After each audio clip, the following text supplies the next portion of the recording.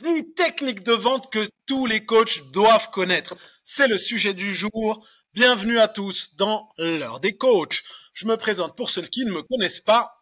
Mathieu Riner, enchanté, et je suis avec mon acolyte qui se présentera dans quelques instants et qui s'appelle Gary Babo.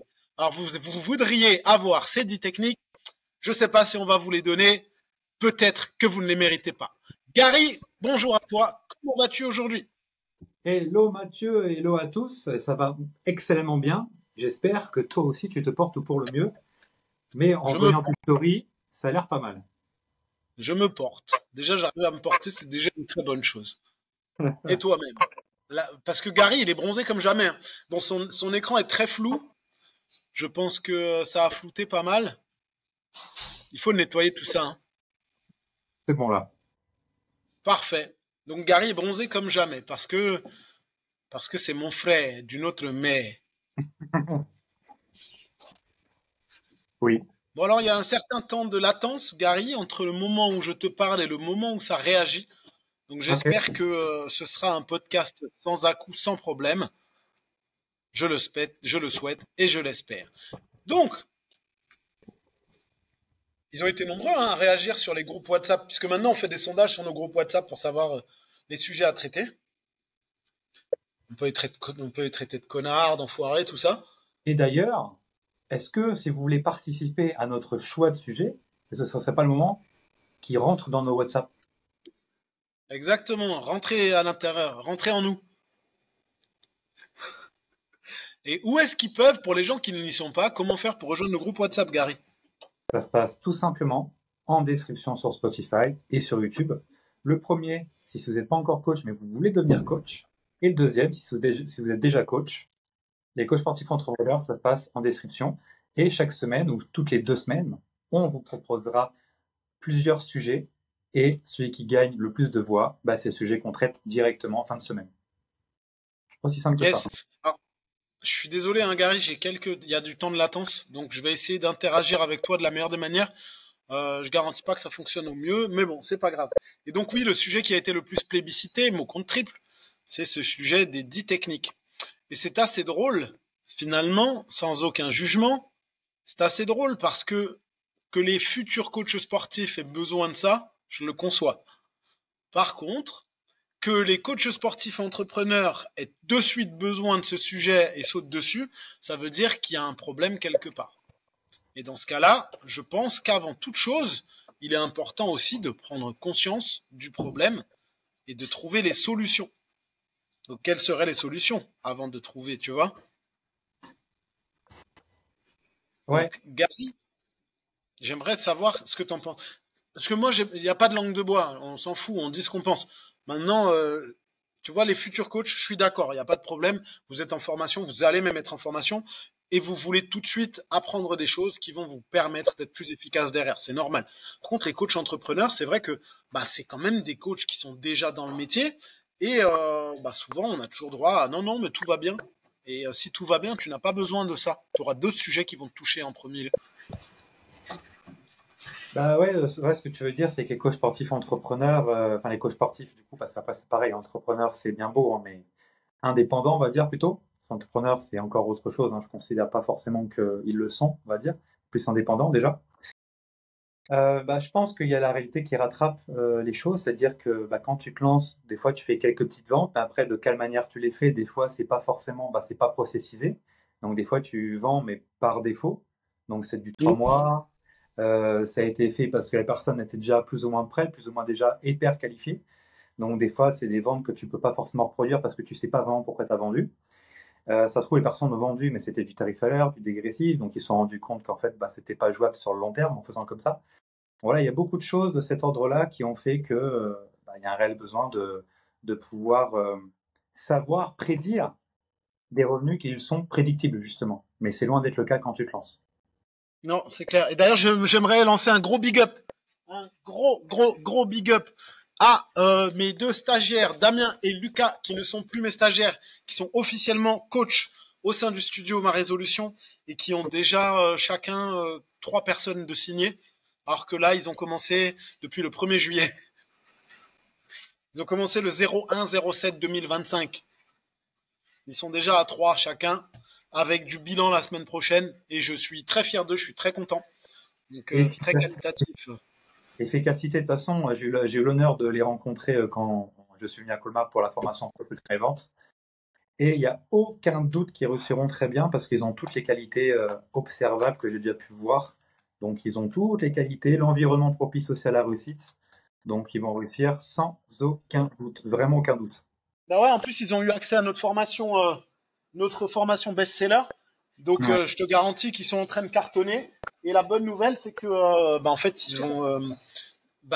déjà, ils vont cartonner. Et de deux, ça me prouve encore une fois que notre formation best-seller, c'est le best du best et le must du must. On se sert à côté de moi, regarde, j'ai des adhérents tellement gentils que ils utilisent mon frigo. Et du coup, Mathieu, maintenant, c'est le moment. L'épisode d'aujourd'hui, c'est 10 techniques que tous les coachs devraient connaître. À la place de 10 techniques, je parlerai plutôt aussi de 10 principes, plutôt. 10 techniques, 10 principes qu'il faut avoir, qu'il faut réaliser pour pouvoir vendre à coup sûr le service de coaching à n'importe qui. Parce que oui, on peut vendre à n'importe qui. Il faut juste gagner sa confiance pour qu'il se livre et ensuite, c'est tout naturel qu'il puisse vendre le coaching tout simplement. Ah oui, carrément. Bon, on peut pas vendre à tout le monde. Je prends un exemple, si le mec est complètement raciste, ça va être compliqué pour moi de lui vendre quelque chose. Mais là, il y a un conflit qui est différent et sur lequel tu ne peux pas influer, malheureusement. Mais Oui, sinon, c'est pareil pour moi. non.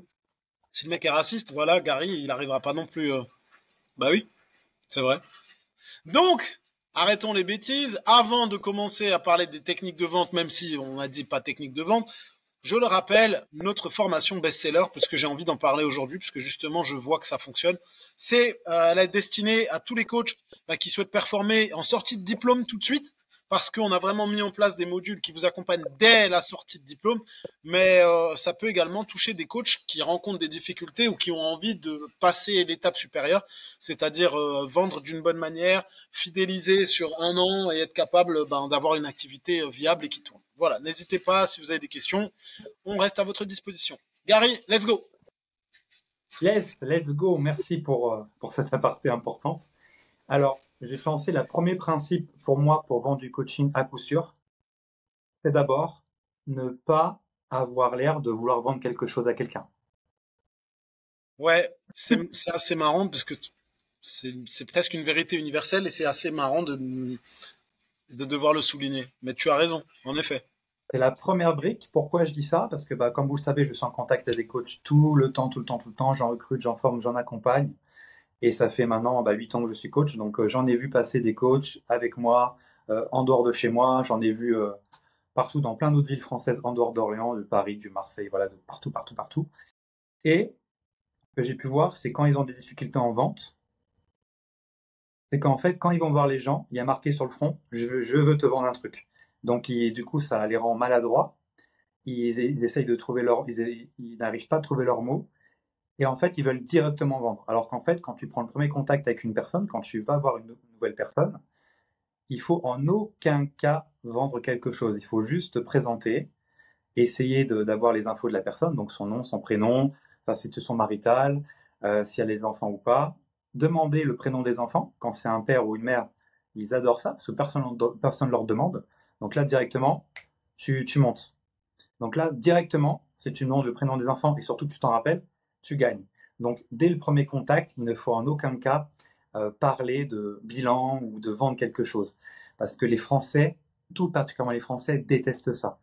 S'il y a marqué sur ton front, je veux te vendre un truc, tu es sûr que tu vendras rien et tu seras directement catégorisé dans la case le vendeur. Et les Français détestent ça. Donc ça, c'est le premier principe qu'il faut absolument vouer aussi fort qu'une religion. Ne pas paraître vendeur. C'est aussi simple que ça. Et d'un autre côté, vous devez assumer, et ça sera le deuxième principe, mais j'attends que Mathieu peut-être revienne. Le deuxième principe, je vais le donner, je vais pas attendre que Mathieu revienne, je ne sais pas quand est-ce qu'il va revenir. Donc le deuxième principe, donc là je vous ai donné le premier, de ne pas avoir l'air d'un vendeur, c'est hyper important. Et le deuxième principe, c'est d'assumer votre posture, assumer, voilà, l'argent ce n'est pas mauvais, L'argent, ce n'est pas mal. Avoir une entreprise, avoir un business qui est rentable et qui aide les gens, c'est important. Donc, il faut assumer sa posture de personal trainer qui doit vendre par nécessité et surtout aussi pour avoir du résultat. Parce que pareil, si vous ne facturez pas assez haut vos prestations de coaching, les gens ne seront pas engagés. Si vous vendez 10 euros l'heure, par exemple, dans cet exemple-là, 10 euros l'heure, bah, les gens, ils vont pas être engagés. 10 euros, c'est que dalle. Même pour quelqu'un en SMIC, 10 euros, c'est que dalle. On va pas se mentir, c'est moins cher que Netflix, c'est moins cher que Amazon Prime, c'est moins cher qu'aller à Disney, c'est moins cher que n'importe quoi. Donc, ils vont pas être engagés. C'est-à-dire qu'après votre séance, il y a de fortes chances qu'ils aillent au McDo ou je sais pas quoi pour se récompenser. Voilà, la boucle de la récompense. Donc ça, le deuxième principe, c'est d'assumer sa posture en tout temps. Je dois plutôt vendre mon service, donc je n'ai pas honte de parler d'argent. Voilà, je ne dois pas bégayer quand je dois donner les tarifs de l'accompagnement que je veux faire avec la personne en face. Voilà, donc d'un côté, on ne doit pas voir que je dois vendre un truc absolument, ça c'est pas le but. Et le deuxième, c'est d'assumer la posture et d'assumer que une entreprise, faut qu'elle soit rentable, donc faut qu'elle demande de l'argent et être bien sur ces deux appuis. Voilà, il faut être vigilant. Hein. Faut pas manquer de vigilance et être voilà la posture. L'argent c'est pas mal, l'argent j'en ai besoin pour mes projets, pour ma famille, pour mettre à l'abri la maman, hein, comme disent les jeunes. Donc ça c'est le deuxième principe. Est-ce que Mathieu, tu en as un troisième ou est-ce que tu vas rebondir sur le deuxième que j'ai dit? Alors, j'ai pas entendu le deuxième, parce que comme vous avez pu le voir, si vous nous regardez, j'ai dû aller expliquer l'entraînement du jour. D'ailleurs, j'ai pas mis de musique à cette jeune fille. Est-ce que ça ira sans musique? She will survive, comme Gloria Gaynor. Quel était le deuxième principe, Gary? Dis-moi. Le deuxième principe, c'était d'assumer le fait que le coach est une entreprise, donc l'argent, c'est important. Oui, totalement. Totalement. Bah ouais. C'est pour ça que je dis à mes clients que c'est mes clients. Parce que souvent, les gens, ils m'ont dit, j'ai déjà des coachs qui m'ont dit, ouais, moi j'ai du mal. Je dis, c'est mes coachés, c'est mes athlètes, c'est mes machins. C'est un business, hein. T'es mon client, c'est aussi simple que ça, en fait. Tu vois, donc. Et c'est très très bien que tu relèves ça. D'ailleurs, je sais un coach à quel niveau il est, suivant comment il définit les personnes qui leur donnent de l'argent. Tu vois, si c'est un coach, il me dit mes clients, mes clientes, je sais qu'il est bon. S'il dit coacher, adhérent, mes sportifs, je sais pas quoi, en fait, c'est qu'il assume pas le fait qu'on lui donne de l'argent et qu'en fait, il veut noyer ça sous le truc. Et c'est comme ça que tu reconnais un coach qui réussit, un coach qui réussit pas et qui bégaye encore, qui assume pas le fait que c'est échange de service contre argent, tout simplement. Ouais, carrément. Mais pour moi, c'est important de leur rappeler que c'est des clients, parce que, au contraire, c'est pas une honte. Oui, c'est mon business et j'en suis fier, en fait. C'est juste normal. Et du fait que tu sois mon client, j'aurai encore plus d'attention envers toi. Parce que c'était mon coaché, machin. Ouais, non, alors que tu es mon client, tu bénéficies de mon service, donc tu es mon client. Et j'ai pas de honte à le dire. Aucune. Donc, là, premier, c'était, ah, et t'as oublié de dire ta phrase que tu adores, Gary. Que les Français adorent acheter, mais ils détestent qu'on leur vende. Tu l'as pas dit. C'est dommage. Principe numéro 3 pour moi, c'est en fait, ça va être bizarre et contre-productif, mais c'est sois toi-même. Parce que quand t'es pas toi-même, ça se sent. Et quand t'es pas toi-même, tu n'es pas capable d'entrer en interaction réelle avec les gens. Et à partir du moment où il n'y a pas une interaction réelle, il n'y a pas d'effet miroir, il n'y a pas d'écoute active, parce que tu n'es pas toi-même. Et je pense, ça peut paraître débile, mais je pense que c'est hyper important. Tu vois, de se dire, bon, ok, je suis moi-même. Quand j'interagis avec quelqu'un, je suis pas dans un personnage à la con, tu vois, de faux coach tout pourri, machin, qu'on a déjà trop vu et qui est connu finalement. Non, moi je trouve que être soi-même, ça peut paraître bête, mais c'est une astuce commerciale, mais c'est la meilleure du monde. Tu vois, prenez un exemple, vous allez dans n'importe quel magasin, là où vous avez une interaction avec un vendeur ou avec un commercial, et cette personne, vous sentez qu'elle est très à l'aise dans sa façon de parler, dans sa façon d'être, et c'est fluide. Il y a un échange qui est fluide. Est-ce que vous allez aller vers cette personne ou vous allez aller vers la vendeuse qui va vous dire bonjour, je peux vous renseigner peut-être? Non, parce que elle est dans son personnage de vendeuse à la con et t'as pas envie de lui acheter quelque chose. Alors que le mec qui va être vraiment avenant dans le truc et hello, ouais. Ah, ça a l'air de bien vous aller, ou ah non, celui-là, il vous irait pas. Ok, bah prenez ce t-shirt-là, il a l'air de beaucoup mieux vous aller.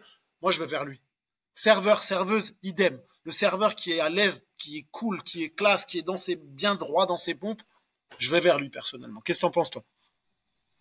Yeah, bien sûr, bien sûr. Faut être, euh, faut être soi-même, hein. Be yourself, me, myself and I.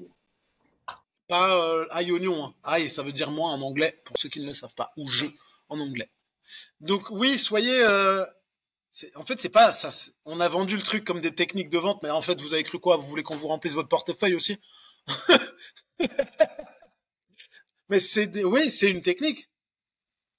Restez jusqu'à la fin, vous aurez des techniques, mais d'abord, on commence par les principes, parce que la vente, c'est d'état d'esprit, c'est du mindset avant tout. S'il n'y a pas cette base-là qu'on vous donne dès le départ, les techniques à la fin, ça sert à rien, tu vois. Mais carrément.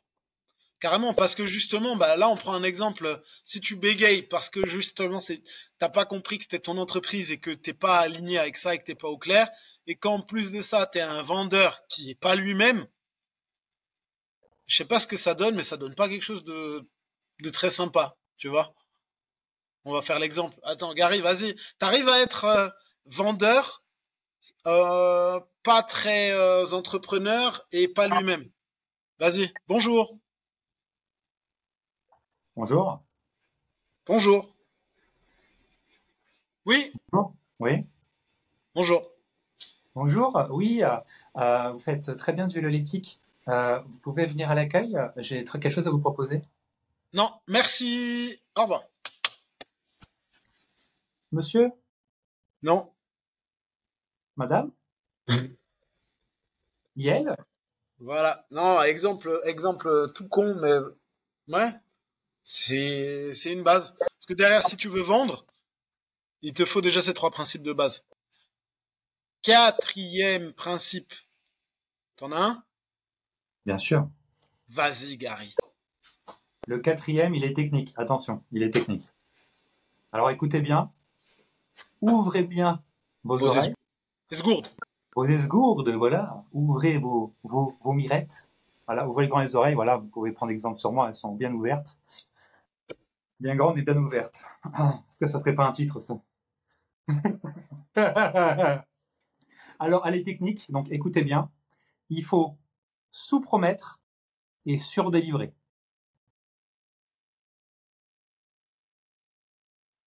Exemple. Là, justement, c'est l'inverse du vendeur de rêve. Le vendeur de rêve, il va surpromettre et généralement sous-vendre. C'est aussi simple que ça. Donc là, il va falloir sous-promettre et survendre. Pardon. Sous-promettre et surdélivrer. Ça veut dire quoi? Promettre, bien sûr, moi, je n'ai pas besoin de vous expliquer. Et délivrer, dire que vous délivrez le service. Donc, sous-promettre, qu'est-ce que ça peut être? Ça peut dire, bah écoute, je serai, mon WhatsApp sera ouvert 24 heures sur 24, 7 jours sur 7 pour toi, et nanani, nanana, et nanana. Ça marche pas. Parce que du coup, si tu envoies un message à minuit et que tu réponds pas, alors que tu as dit que tu étais open 24 sur 24 et que tu réponds que le jour d'après, ou 48 heures après, par exemple, bah, du coup, t'as pas c'est une surpromesse. Du coup, c'est pas bon. Alors que. Ah, vas-y, je t'en prie. Et par exemple, si vous vendez des séances de 30 minutes dans votre pack et que vous restez au final 35 minutes, 40 minutes avec la personne, que vous avez personne derrière, bah, vous avez sous-promis, vous avez sous-vendu. Vous avez surdélivré parce que vous êtes resté un peu plus longtemps parce que bah, la personne est agréable, vous avez fait un peu plus de trucs.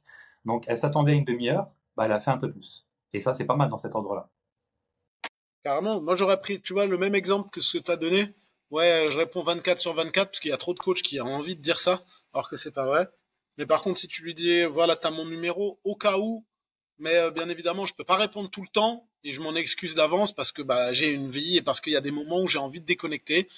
Donc, si tu as vraiment besoin de moi, n'hésite pas à m'écrire. Je reste à ta disposition. Et que après la séance, la personne, elle va recevoir un message de «Hey, comment ça va, machin J'espère que t'as pas trop de courbatures. Tiens, une petite astuce. Si jamais tu sens que ça va pas, tu peux mettre ça en place.» Ben, juste ça, t'as dit que t'étais pas dispo, mais par contre, t'as eu une attention particulière pour la personne. Et en plus de l'attention particulière, bah, t'as surdélivré aussi. Ce qui nous Et, amène au point suivant.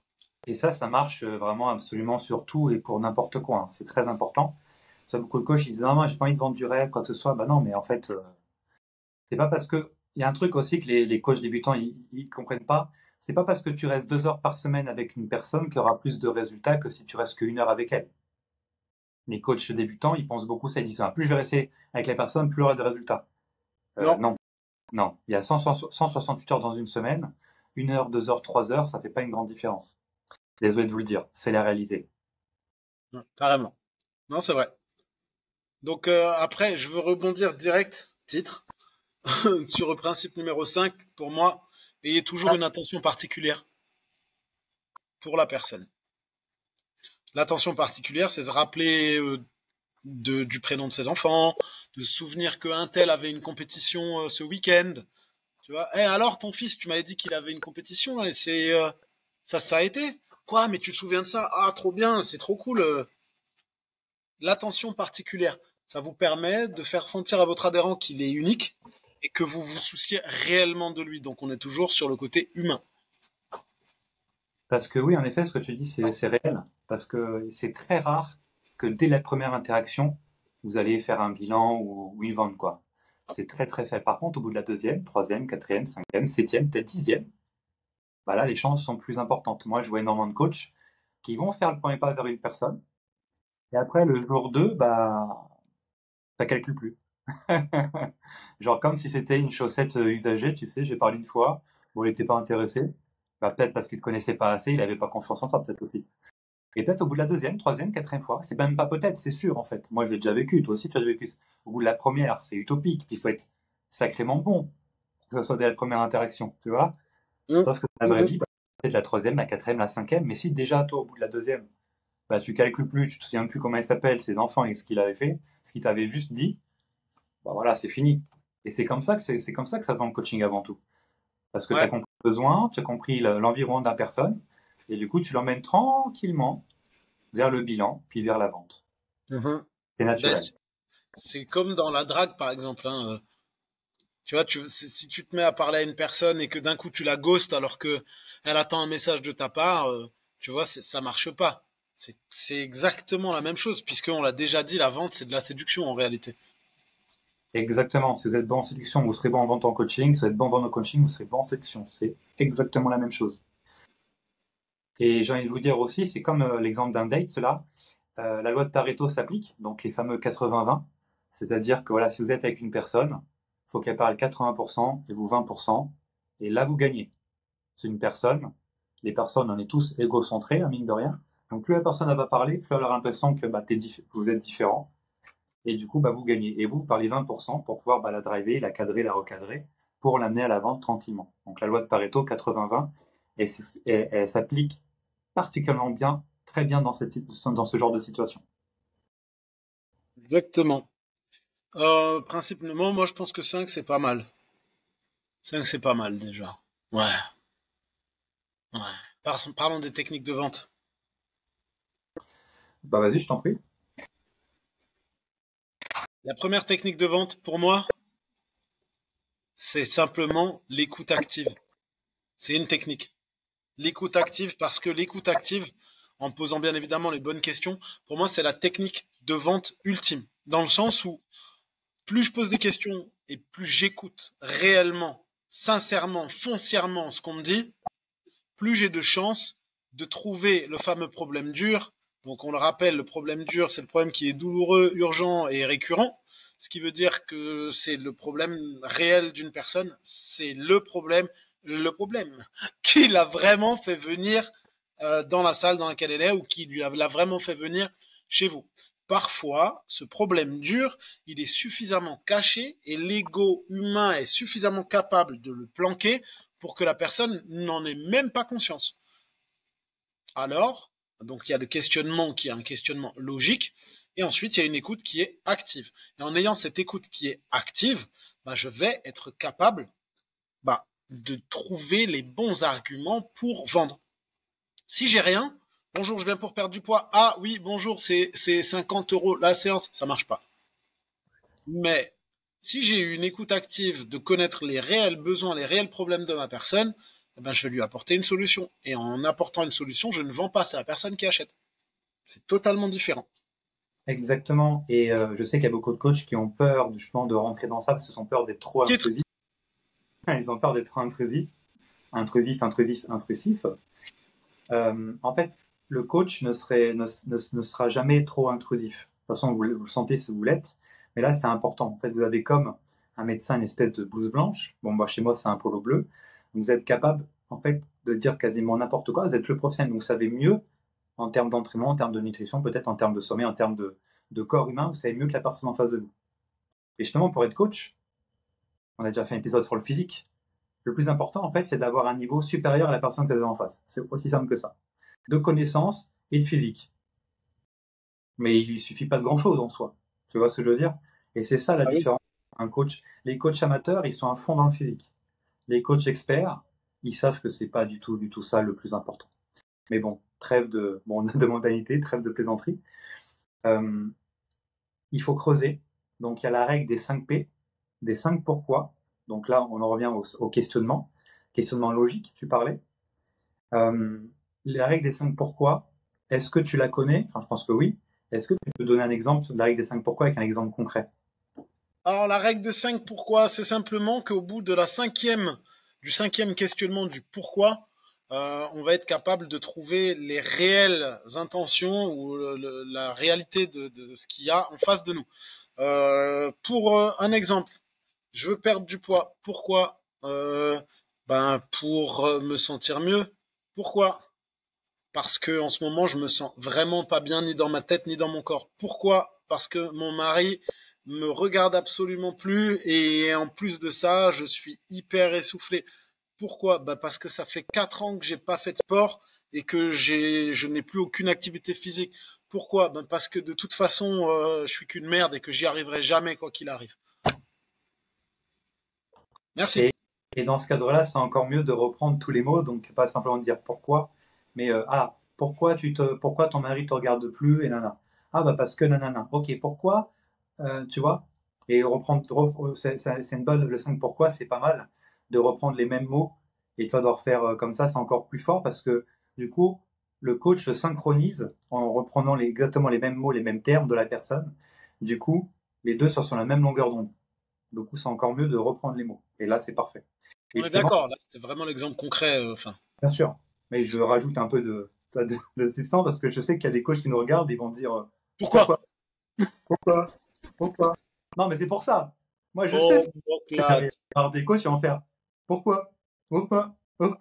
Non, non. Pourquoi tu as peur de te mettre en bikini sur la plage d'été? D'accord? Pas juste pourquoi. Voilà, faut préciser parce que bon, faut éduquer notre audience. Tu vois, c'est pas tout le monde et tu vois, c'est normal. ah ouais, la mec. Chiotte, la mec. Ok, ouais, ben voilà. Donc on a une écoute active qui est amenée aussi par le bon questionnement. Donc ça va vraiment être. En réalité, c'est la technique ultime. Parce que si tu poses les bonnes questions et que tu écoutes attentivement les réponses, tu vends pas. Tu apportes une solution à un problème. Donc c'est eux qui achètent. Exactement, et j'ai la super technique derrière qui va vraiment fusionner avec l'écoute active que tu viens de dire. Donc déjà, l'écoute active, c'est super, c'est vraiment la base de la base comme technique. En fait, aujourd'hui, il n'y a plus personne qui écoute personne. Tout le monde part de soi, et quand l'autre parle, on attend de, de faire, quand l'autre est en train de parler de lui, on est en train en tête de réfléchir à ce qu'on pourrait dire de nous sur ce qu'il va me dire. Donc c'est inverse à l'écoute active. Donc si on fait une écoute active, bon, on est déjà différent de 99,999% de la population et des interactions que la personne a au quotidien. Donc déjà, on se différencie par rapport à ça. Donc déjà, c'est game changer. Et ce qu'on peut rebondir là-dessus, c'est simplement que je me souviens plus. Merci. Les grandes phrases, ça me fait oublier. Moi, je te laisse galérer. Ah vraiment, t'es un bon pote, hein, franchement. Je suis un mec cool. Donc, Toi, t'es cool, moi je suis cool, ça fait une bonne paire de cool, ouais, on sait. voilà. Donc, ce que tu disais, oui, l'écoute active, le machin, eh ben, ça te permet d'aller aux bons endroits au bon moment. Et c'est vrai que Gary a raison. Bonjour, ça va? Non, ça va pas, mon mari. Bah, en fait, déjà parti, la personne. Hein, elle s'en foutait. C'est une question rhétorique maintenant de demander ça va, parce que vous en avez rien à foutre de savoir si les gens ils vont vraiment bien. T'étais où en vacances? J'étais en Thaïlande. Ah bah tu sais quoi? Moi j'étais au Sri Lanka l'année dernière, mais en fait on s'en branle, c'est parce que je t'ai demandé. Donc Et, oui, et justement, faites cette expérience sociale auprès de tout votre environnement, des personnes que vous avez rencontrées, vous allez tomber quasiment à 100% des cas dans cette situation que Mathieu vient d'énumérer. Ah bah moi nana, ah nanana. Et en fait, ça fait c'est des mauvaises partitions. Et des mauvaises partitions, ça fait une mauvaise musique. Et c'est une mauvaise musique, vous ne vendez pas.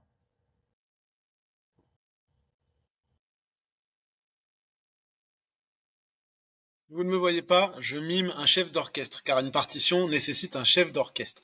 Et du coup, la musicalité est très mauvaise. Voilà. Donc, bref, pour moi, technique numéro 1, écoute active.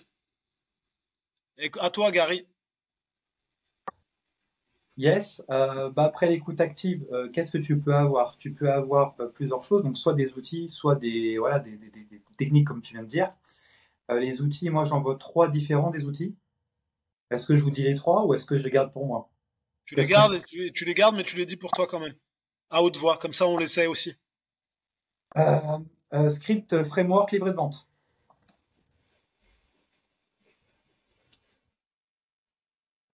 Script, Je vais commencer par lequel? script. Script, bah, je te laisse parler, tu es plus expert du script que moi. Bah, le script, pour moi, c'est juste un déroulé de quelque chose. Puisque au départ, quand on n'est pas à l'aise, il est important d'avoir quelque chose de scripté. C'est-à-dire quelque chose que tu vas préparer en quelque sorte d'avance. En fonction du déroulé de comment ça va se passer, tu adaptes. D'ailleurs, dans notre formation best-seller, on a un script type que après, bien évidemment, tu seras capable d'adapter en fonction de toi et toi-même. Mais le script, c'est important au départ parce que ça te donne une logique et ça te donne une trame que tu peux respecter et utiliser au départ. Au fur et à mesure, cette trame, elle va changer, elle va évoluer avec toi et avec ta propre expérience. Mais oui, il faut que tu scriptes parce que au départ, tu ne seras pas suffisamment à l'aise pour réciter quelque chose, avoir le bon questionnement dans le bon ordre. Donc il te faut scripter pour t'entraîner, t'entraîner, t'entraîner encore. Et quand je dis t'entraîner, c'est vraiment t'entraîner. C'est tu t'entraînes quand tu es seul dans ta voiture, tu t'entraînes à parler tout seul s'il le faut. Tu regardes avec tes proches, tu essayes avec ta femme, avec ton mec, avec ton chat, ton chien, ton poisson rouge ou ta grand-mère, on s'en fout, mais tu t'entraînes et tu t'entraînes encore. Même s'ils sont morts, mec, tu parles avec eux, ils sont là quand même, ils t'écoutent. T'inquiète. Voilà, donc tu scriptes. C'est ça. Le script, il est hyper important pour te donner une trame de questionnement et de ce que tu dois faire au départ. Ben, je vais rebondir sur ce que tu dis, Mathieu. Je vais contre-objecter les objections que les personnes ont derrière l'écran. Hein, je vais vous anticiper, les mecs. Le script, c'est très bien, comme la façon de Mathieu, bah, comme Mathieu vient de le dire, la façon dont il l'a présenté. Le script, euh, oui, il faut standardiser, d'accord?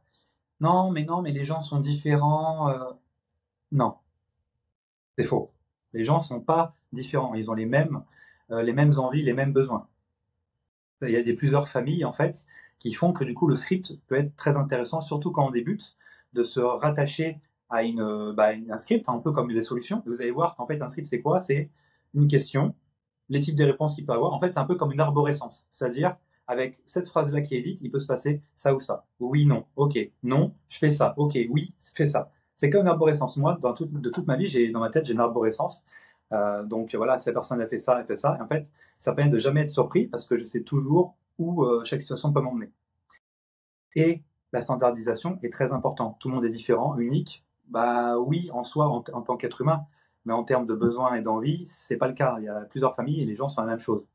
Les gens, vos clients, si vous disent ah non, mais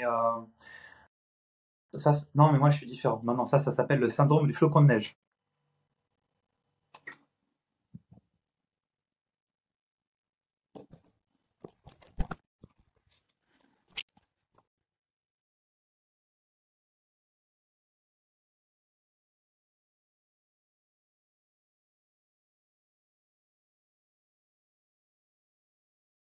Du coup, c'est un syndrome très simple. Hein, c'est penser qu'on est on a tous besoins différents, alors qu'en fait non, on a tous les mêmes besoins d'être humain. D'ailleurs, vous renvoie vers la pyramide des besoins de Maslow.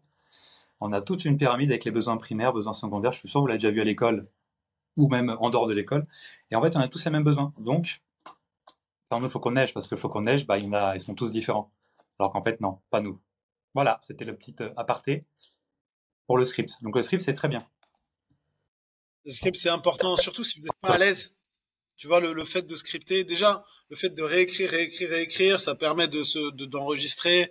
Et le fait de s'entraîner derrière, ben, ça va être hyper intéressant et hyper important. Comme ça, vous êtes bien et performant dans ce que vous faites, quoi. Après, dans le même case d'outils, il y a le framework. Donc ça, c'est quelque chose que les closers utilisent de plus en plus, le framework.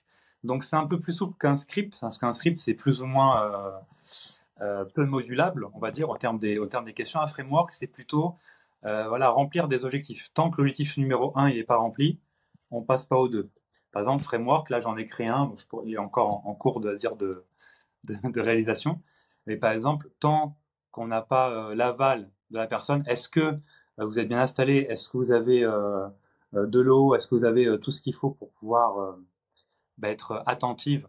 Et bah, l'objectif numéro un, s'il n'est pas passé, il n'est pas passé. Tu vois? Après, étape 2, ok, c'est par étape en fait. C'est framework, c'est ça. Étape un, c'est ça. Ok, c'est validé. Étape 2, ok, on demande qui c'est qui a la carte bleue pour payer. C'est la personne que j'ai en face à face ou c'est quelqu'un d'autre. Ok, ok. Et après, du coup, ah ok, est-ce que votre mari, votre femme vous encourage dans Non? Ok. Et en fait, c'est par étape. Donc là, c'est beaucoup plus un chemin où il faut valider chaque checkpoint pour arriver jusqu'au bout. Ouais. Bah, finalement, si tu combines les deux, tu as quelque chose d'hyper puissant. Si ton script a un framework avec, ben, bon, c'est un peu comme dans les vrais, enfin, dans ce qu'on a dans la formation. Oui, je sais, je parle beaucoup de la formation, mais parce que c'est logique, tu vois. Non, mais c'est logique. Là, on parle de technique de vente. Et vu que nous, on l'a mis en place et qu'on l'a créé, tu te dis oui, bah ouais, en fait, logique. Mais oui, quand tu combines les deux, c'est hyper puissant. Parce que tu poses les questions qu'il faut grâce à ton script et en fait, tu valides à chaque étape grâce à Ouais. bah, ton framework. Donc, c'est exactement ce qu'il faut faire, oui. Bah, je mettrais plus par niveau, tu vois. Je mettrais script pour les débutants, chez les débutants, pour se rassurer avec une formule, tu vois. Le framework, je le mettrais en coach qui commence à vendre, qui a déjà vendu du coaching, etc. Et après, tu as le livret de vente. Donc, livret de vente, c'est l'outil vraiment que j'ai créé. Bah voilà, si vous avez un livret de vente, vous en avez déjà fait. Bah, il y a forte chance que ça vienne de moi. Tu vois, c'est vraiment l'outil que j'ai créé et que je suis connu aussi pour ça. Donc, livret de vente, c'est un peu comme un PowerPoint, en fait, qu'on faisait à l'école. Avec, voilà, soit il est relié en physique, soit on monte sur une tablette, un ordinateur ou un support numérique. Et chaque page est là pour bah, un visuel, parce qu'il y a des gens qui sont visuels, auditifs et kinesthésiques. Donc, dans la vente, ça va être au moins visuel et auditif. D'accord? Voire kinesthésique, parce que la personne elle valide voilà, son choix par le corps. Donc voilà, ça me fait penser à la technique que je vais dire tout à l'heure, donc c'est mes revenus. Cool. Et le livret de vente, c'est bien parce que vous avez le visuel. C'est-à-dire que la personne, quand vous allez lui parler, elle va voir aussi, voilà, mes diplômes, c'est ça. Ok. Ah oui, c'est ça. Le visuel de votre carte pro, de votre diplôme. Ah, super. Ça valide. Une image aux 1000 mots. Et chaque page que vous allez avancer va contre-objecter l'objection qu'elle peut avoir à la fin. C'est-à-dire qu'à la fin de la présentation du livret et votre pitch, avec l'aide du livret, plus la personne à la fin, elle va être bah, dans les cordes. Elle va faire bah oui, c'est ce qu'il me faut en fait. Bah oui, logique. Elle va être dans les cordes. Justement, si on fait la métaphore, on fait la métaphore de la boxe, une personne quand elle vous connaît pas, la garde elle est bien haute, elle est vraiment là, au-dessus de la tête. Et plus vous allez la connaître, plus elle va baisser la garde de la personne. Et il faut qu'à la fin de la vente, la garde, les bras soient près du corps en fait, soient vraiment totalement descendus pour que la vente se fasse. Pour moi, c'est une belle métaphore. Au début, la personne, elle est comme ça, et au fur et à mesure, ça descend, ça descend, ça descend, ça descend, et c'est comme ça qu'on finit par signer. Si elle est en garde haute ici, je lui lamine les côtes, mon gars. Mohamed, lamine. Magic System. Oh, Akubari, yo, yo. J'ai pas entendu, il y avait un temps de latence. Bref, moi, en conférence, je donne plus l'exemple de la personne est debout et chaque question va l'amener un peu plus bas que terre, tu vois, un peu plus à terre. Pas, pas. En fait, elle est là et bam. Pourquoi t'es pas venu avant? Bam. T'es soutenu dans ta démarche. Bam. Et une fois qu'elle est par terre, bah, tu es la main qui est là pour la relever puisque tu lui apportes la solution à son problème. Oui, mais c'est commercial. Mais non, ils vont pas le faire. Mais j'ai vraiment l'impression d'être un monstre si je fais ça. Mais tu te rends pas compte, c'est du commercial pur et dur. Non, c'est simplement permettre à une personne qui n'a pas conscience de sa problématique de prendre conscience de sa problématique et de lui apporter de suite une solution à son problème. Si t'as pas compris ça, change de métier. Exact. Exact, exact. Est-ce que tu connais la méthode des oui? Oui, on appelle ça une validation des oui. La validation des oui, c'est finalisé, c'est terminé lorsqu'une personne vous a répondu à une question, c'est écouter réellement, C'est suite à c'est l'écoute active. voilà, retranscrire et faire valider. Pas en disant oui, mais en posant la question, en reformulant. C'est bien ça? Donc si je comprends bien, c'est ça? N'est-ce pas? Oui, oui, oui, oui, oui. Dans ton exemple de perte de poids de tout à l'heure, est-ce que tu peux le reprendre avec la méthode des oui? Donc si je comprends bien, ça fait 4 ans que vous avez cet objectif et que vous n'êtes pas venu avant parce que votre mari n'était pas disponible, c'est ça? Donc Oui. là, si je- de ce que vous êtes en train de m'expliquer, là, il faudrait mettre en place une activité entre 18h et 19h pour que vous puissiez ensuite vous occuper de vos enfants, c'est ça? Oui.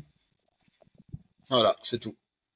Et après, ça peut être, en fait, c'est le conditionnement au oui.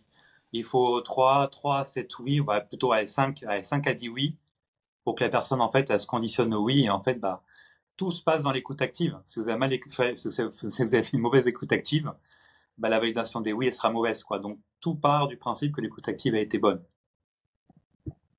Exactement. C'est bien ça? Oui, Si je comprends bien, oui, c'est bien ça. n'est-ce pas? N'est-ce pas? N'est-ce pas? N'est-ce pas? N'est-ce pas? Ouais, ouais, bref, bref, Tu bref. peux- Là, on a déjà quelques techniques bien, bien, bien rodées, bien, bien sympas qui ont fait leur preuve, hein, en Ah, mais plus. et est-ce que tu connais la projection mentale des résultats? Oui. Il est resté dans le. Est-ce que tu pourrais la décrire à nos auditeurs, spectateurs? C'est que lorsque tu projettes quelqu'un, la personne, elle est capable de s'imaginer la chose. À partir du moment où elle est capable de se l'imaginer et de le ressentir physiquement presque dans sa tête, parce que les connexions neuronales, elles sont à 90% similaires entre ce que tu fais vraiment et ce que tu imagines. Pour preuve, tu es capable de jouer du piano les yeux fermés, tu es capable de boxer les yeux fermés, tu es capable de faire plein de trucs parce que les connexions neuronales sont quasiment les mêmes entre ce que tu fais dans ta tête et ce que tu fais réellement. Donc ton cerveau, il a que 10% de différence entre ce que tu fais réellement et ce que tu fais dans ta tête. Donc oui, c'est se projeter et s'imaginer en fonction de ton objectif, par exemple, hein, d'aller amener la personne à une visualisation de son objectif, comment elle se sentirait, et en fait en la projetant là-bas, dans un mieux-être qui est réel, dans une meilleure image de soi, une meilleure estime de soi, blablabla, en fonction de l'objectif, au moment où elle va revenir, vu qu'elle s'est déjà projetée là, le retour il va pas être très drôle, mais vu que toi tu as la solution à son problème, eh ben apporte-lui ta solution. Voilà. Et est-ce qu'on peut faire l'exemple? Donc Gary, de ce Ferme que les vous yeux. m'avez C'est donc, important de faire fermer les yeux aussi avant. Attends, Gary, de ce que tu m'as dit, garde les yeux ouverts. Gary, de ce que tu m'as dit, tu voulais perdre une vingtaine de kilos, c'est bien ça? Oui? Donc là, on a une validation des oui. Tu as déjà imaginé ce que ça ferait que de les avoir en moins ces 20 kilos? Non. Ah, il est volontaire là, le nom il est volontaire de ma part parce que c'est une question importante. Parce que quelqu'un qui veut atteindre son objectif, mais qui sait même pas encore imaginer ce que ça ferait, elle n'a pas encore réellement vécu une expérience qui va lui donner envie d'y aller. Bah Gary, moi je t'invite à fermer les yeux et imaginer. Si maintenant, là maintenant on y est, c'est même pas si maintenant, c'est là on y est, ok? T'as perdu le poids que tu voulais, Gary. Comment tu te sens? Déjà physiquement, comment tu te sens? Bah, je fais ça, je ferme les yeux. Je me sens beaucoup plus léger, beaucoup plus apaisé. J'arrive à marcher dans la rue sans sentir mes poignées d'amour qui font bloup bloup. Les Ok. gens me regardent, les gens me regardent quand je marche dans la rue. Je me sens vraiment à l'aise. J'ai les pecs sortis, tout ça là. Je me sens vraiment plus de confiance en moi. Ok, qu'est-ce que tu te dis là à cet instant-là, Gary? Qu'est-ce que tu te dis? Qu'est-ce que tu ressens? C'est quoi ce que tu ressens? Ah, je ressens que fort, puissant, attractif. Je me sens vraiment homme. Et qu'est-ce que tu te dis à ce moment-là, Gary? Que je suis content d'avoir fait appel à Mathieu et avoir pris du coaching et que j'aurais même dû le faire avant pour être La encore mieux. technique de PNL. Et maintenant, tu vas amplifier tout ça, Gary. Tu vas le ressentir à fond, tu vas l'imaginer à fond. Tout ce que tu te dis, tout ce que tu ressens, tout ce que tu as pu voir, vis-le pleinement. Prends une grande respiration, vis-le à fond et reviens avec moi ici et maintenant. C'était bien, hein? J'étais bien ou pas? Ouais, t'étais super top, Gary. Merci. Voilà, c'est tout. C'est pas mal hein, comme technique tout ça. Là déjà, en application, là, c'est des techniques et des principes très importants. Je suis content de cet épisode. Très content. Si vous mettez ça en place, beau gosse. Et surtout, ne pas oublier des principes fondamentaux. La vente doit être et doit rester un jeu. Éthique. Un jeu et être éthique. Si on peut faire les deux en même temps, c'est mieux, hein. Ouais, pour moi, c'est vraiment un jeu. Là. Tu vois, après, on va pas se mentir, j'ai vieilli. J'ai perdu de la patience. J'ai toujours ma bienveillance, mais j'ai perdu de la patience. Et maintenant, je ne suis plus là-dessus. Je suis plus sur la vente à proprement parler, dans le sens où, vu que je peux me le permettre, je laisse le choix. Je sais pas si tu vois ce que je veux dire. J'ai plus beaucoup de temps, j'ai plus beaucoup de place. Donc, je vais faire un peu. Et en fonction de ce que je ressens avec la personne, je vais pas aller plus loin. Parce que j'ai pas forcément envie. Maintenant, quand tu es débutant, tu le fais. Et en plus, d'autant plus que ça te permet de t'entraîner. Mais j'aime bien que ça reste un jeu. Et si je sens que les personnes musent ici, là, j'ai pas envie maintenant. Au début, tu es obligé. Mais maintenant, j'ai plus envie de ça. Donc, j'essaie de m'économiser. Justement parce que faut que ça reste un jeu. Et si la personne est déjà trop sur la défensive ou ce genre de truc, moi, j'ai pas envie de travailler avec toi. Donc, je fais le tri. C'est ça, et pour les débutants, ouais, enfin, faut jouer, tout le monde, tu vois, tout le monde. Faut essayer d'avoir tout le monde, le maximum de monde. Après, si la personne, voilà, euh, elle est pas qualifiée, pas assez qualifiée, par exemple, dans le cadre de l'exemple de Mathieu, bah, c'est bien à ce moment-là de lui donner, on va dire, de la documentation, peut-être un e-book, peut-être un programme, peut-être je ne sais quoi, pour en fait bah, voilà, lui donner. Elle va faire le programme ou elle va lire ce que vous lui avez donné. Et déjà à partir de là, elle va voir votre qualité d'expert, votre qualité de coach sportif. Et c'est une personne qui reviendra plus tard, mais avec un meilleur niveau de conscience et un meilleur niveau de confiance bah, vis-à-vis de vous. Parce que bah, donner, c'est rare encore les coachs qui donnent, qui font ce genre d'action. Du coup, il n'y aura pas des coachs, il y aura vous et seulement vous. Et ça, Exactement.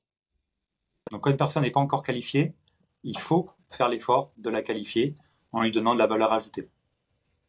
Voilà. Après, ouais, nous, on a certains raccourcis qu'on prend avec le temps, avec l'expérience, avec l'âge, peut-être, je sais pas. Mais maintenant, tu vois, par rapport au questionnement actif, maintenant, j'ai certaines questions que je vais poser qui vont m'amener direct à la vente. Tu vois, des fois, en trois phrases, j'ai vendu. Parce que j'ai les raccourcis. Et parce que j'ai pratiqué suffisamment. Mais, je le Ah, répète, j'ai pratiqué suffisamment. il a pratiqué, le garçon. Mais j'ai envie de Voilà. rajouter à cet épisode, dis-moi si tu es d'accord. Je l'ai vu beaucoup sur des coachs assez avancés, tu vois, des coachs qui faisaient plus de 5 000 € par mois, tu vois, de 5 à 10 000. Donc des bons coachs, hein, 5 à 10 000 par mois de chiffre d'affaires, tu vois, on peut dire que c'est des coachs avancés, tu vois. Et ben, je l'ai vu ça, surtout quand ils faisaient des hauts et des bas, tu vois. Mais surtout, le conseil avant tout, c'est de pratiquer. Mathieu, il le connaît un peu, c'est limite une religion, tu vois, c'est le je m'en bats les couillisme, tu vois. Le je m'en bats les Ouais, couilles, ouais. c'est une religion qu'on a avec Mathieu qui nous rassemble. C'est qu'en fait, Ah bon? Ah bon? plus, plus vous allez avoir besoin de vendre, plus ça va se voir, plus ça va se ressentir, et moins vous allez vendre. C'est-à-dire qu'il faut vraiment y aller vers une personne en mode je m'en bats les couilles, et plus vous allez vous en battre les couilles, plus vous allez être détaché, plus vous allez avoir bah, des personnes qui vont vous demander ah mais du coup ça se passe comment le coaching, ça se passe comment le bilan? C'est exactement pareil comme pour une fille, hein. Plus vous allez détacher de la personne à qui vous voulez être, bah, plus vous allez l'avoir. C'est le détachement qui est hyper important. Dans la vente comme dans la séduction, être détaché, c'est la pierre angulaire de tout résultat. On bat les couilles. Je m'en bats les couilles, frère. Caris, bisous. Si tu nous écoutes, voilà. Oku Nyakuri. Armand Oku Nyakuri. Salam alaikum, cousin. Ouais, donc, ouais, c'est important d'être détaché, mais parce que plus t'es un mort de faim et plus ça se voit et plus ça se ressent, donc c'est logique. C'est tout à fait logique. Pour certains, ça ne l'est pas.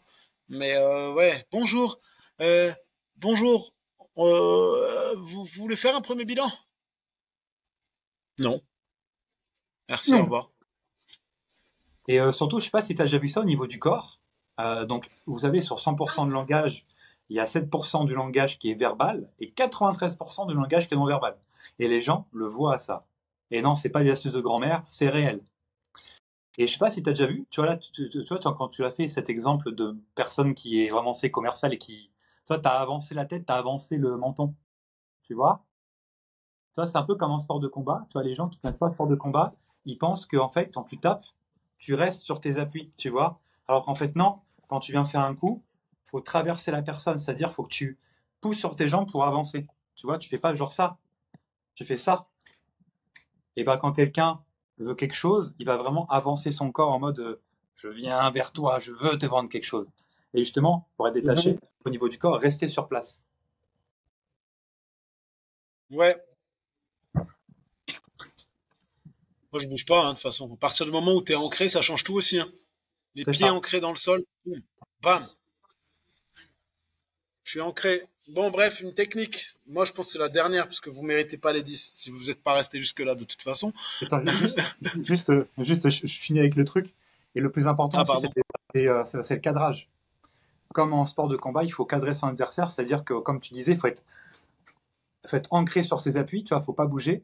Et en fait, ça soit la personne qui vient vers toi, tu vois, et dès que la personne, en fait, faut l'acculer contre le mur, contre le coin, comme je disais tout à l'heure. Et en fait, c'est le coach, le personnel trainer qui doit cadrer et recadrer.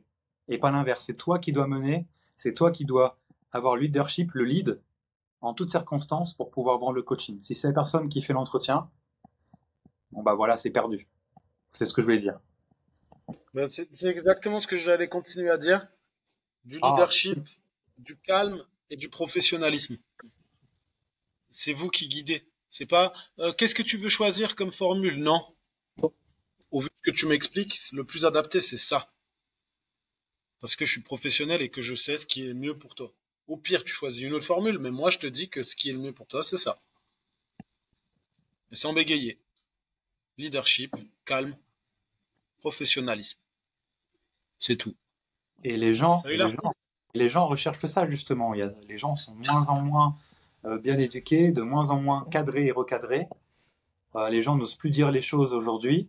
Donc un coach doit jouer ce rôle-là, selon moi. On est d'accord, c'est notre travail, mon frère. Parce que c'est notre travail. Ouais. Bien Non, ouais, joué. totalement. Juste. Merci. Ouais, ouais, donc c'est leadership, professionnalisme, c'est les attitudes à avoir. Calme, leadership, professionnalisme. Et bien sûr, après, si vous n'êtes pas la base qu'elle savoir-être, donc si vous êtes arrivé en retard, vous étiez absent de votre propre bilan ou votre propre séance, ou vous n'êtes pas habillé correctement, vous êtes habillé, je sais pas, trop en sport, en legging bien serré et en crop top, c'est peut-être pas être professionnel, quoi, tu vois, ou être en stringer, débardeur, tank, tout ce que vous voulez, et vous êtes en retard, vous excusez pas, ou même si vous excusez d'être en retard. Voilà, tout ça, en fait, c'est des red flags qui font que tout ce que vous allez dire après, en fait, ça ne sera pas écouté. Et même une personne, même une personne qui est, comment dire, qui est en retard et qui s'excuse, il faut vite la recadrer parce que dans la prochaine séance, ça sera rebelote, quoi. Et Mathieu vous montre un document très important du studio Ma Résolution. Mais qu'est-ce que c'est? Avant tout, ce que tu disais, c'est important. Moi, t'es en retard d'une minute, tu fais 10 burpees. C'est aussi simple que ça. La base. Peu importe l'excuse. 10 burpees par minute de retard. Non mais Mathieu, j'ai aquaponé. Ma mère est Je morte. m'en branle. Ouais, bah, fais tes burpees. Tu feras des burpees pour elle aussi. Elle avait quel âge? Euh, 93. Bah voilà, à titre posthume, tu feras 93 burpees, plus les burpees de retard. C'est bon? Voilà. Non, parce que le stringer, tu parles, c'est dans mon règlement intérieur. Dans le règlement intérieur du studio, il y a écrit une tenue correcte et appropriée est obligatoire. Pas de torse nu, de débardeur téton apparent. Donc, si ça c'est écrit pour les adhérents, t'imagines bien que les coachs, ils ont plutôt pas intérêt à le faire. Savoir que c'est arrivé, hein. J'avais un coach ici, il est venu en stringer.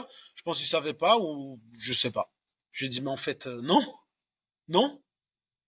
Il m'a dit quoi? Mais je lui ai dit, je te prête un t-shirt s'il faut, mais en fait, c'est dans le règlement intérieur. Si les gens n'ont pas le droit de le faire, pourquoi toi tu le ferais? Je trouve ça malaisant. Moi, je suis pas pour ce genre de tenue vestimentaire. Déjà, moi, ma tenue à moi là, je la trouve trop serrée.